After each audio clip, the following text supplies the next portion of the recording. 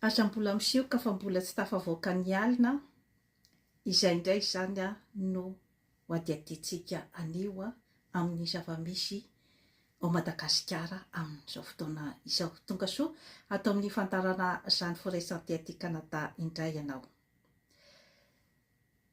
Tena ao anatin'ny tolona tanteraka andininy faharoa zany isika amin'izao fotoana izao vita ny tolona tamin'ny voalohany izay nahalavon'ny fitondran'ny Andry Nirina Rajoelina izay filoham-pirenena teo aloha.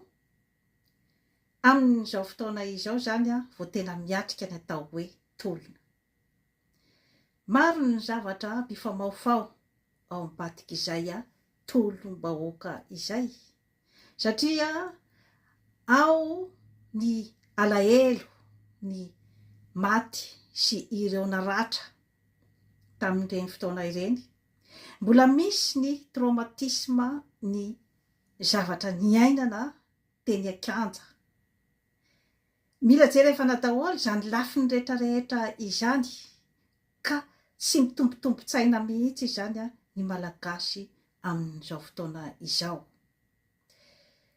Misy ny fanendrena ny praiminisitra izay miteraka resabe sy fifandirana eo amin'ny samy mpiray tanindrazana.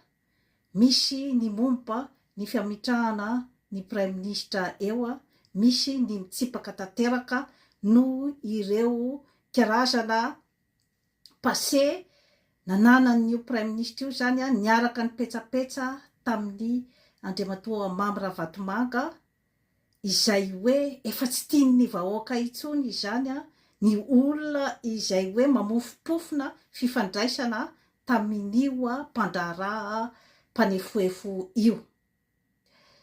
Eo ihany koa zany ny hoe fitakiana ny fanovana rafitra izay ohatriny manomboka efa adinodino sahala amin'ny tolona rehetra nisy hatramin'izay zany dia hoe rehefa tady ho tafita ny tolona dia adino foana izany ny ilay hoe fanovana rafitra, indrindrandrindra izany dia ny fitsinjaram-pahefana sy ny fampandrosoana ny any amin'ny faritra.